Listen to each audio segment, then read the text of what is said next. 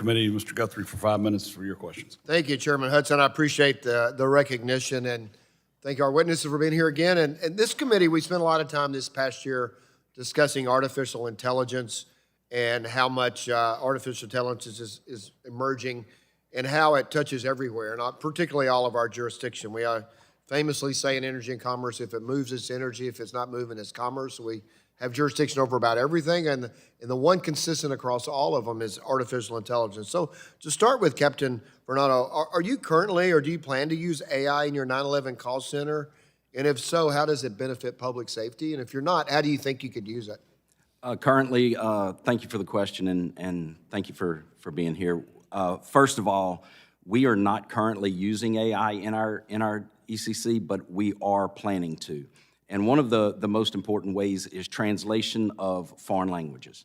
That is a big topic for us in our area.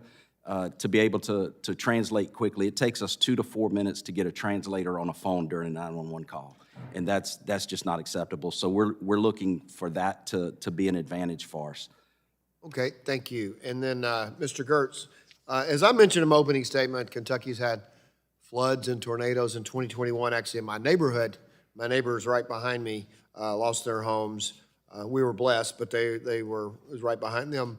And it comes with, I can tell you, it came with little warnings. Like, we saw it coming, and well, you did see it coming for a while, but before you knew it was going to come to your area, it's just a few minutes. And sometimes they just develop, particularly if you're west of where I was. And so my question is, how do wireless emergency alerts help officials deliver life-saving information more quickly than traditional communications channels? Mr. Chairman, thank you so much for the question. And as you just mentioned, when you get a wireless emergency alert, you know it, right? Your phone's going to light up. Somebody else's phone who you're with, they're lighting up too, and they're conveying in there, hopefully, critical information that you need to be able to react in a timely fashion.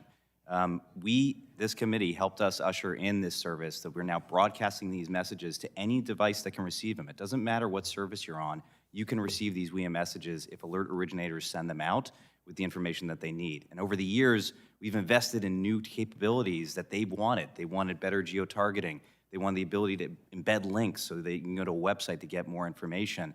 And actually next year, we're gonna be introducing new location-aware mapping technology. So when you get that alert, it's gonna pop up and show you a map of where the alert is targeted at, so you know how relevant it really is for you and how much action you need to take. So these alerts are critical. We know that when they're sent, they save lives. And it is the geography. Kentucky has small counties, but sometimes my county will get a tornado warning, and if you see it on television, you can see where it's going. South of Bowling Green, where I live in a town called Bowling Green, or city, or it goes north, and even though our whole county's on alert, you can know where it's going if you're alerted to the specific geo level. So, Dr. Sutton, I know your work focuses on what should be included in the content of wireless emergency alert messages. I think Mr. Gertz kind of pointed to you when he was making his comment on the alert messages. So what components of an alert message makes it effective? A wireless emergency alert should include 5 components. It should say who the message is from, the source, information about the hazard itself, what the hazard is and what it is doing, the location of the threat and where it's occurring, the time that the threat is occurring at, and most importantly, what people should do to protect themselves. We frequently find that there are contents missing from these messages and hope to see some significant improvement in that. Okay, thank you. And it's good that you do your research and work, because it's helpful. When I first got on this committee, one of these hearings on this similar topic, we had a 911 hearing, and a child had been in a home, her mother, the child's mother, I think it was a boy, his mother had escaped abusive, I don't know if it was a husband or a male, and he found her in the hotel, came in and was abusive, and the kid dialed 911, and they knew it was in the hotel, but they had no idea which room.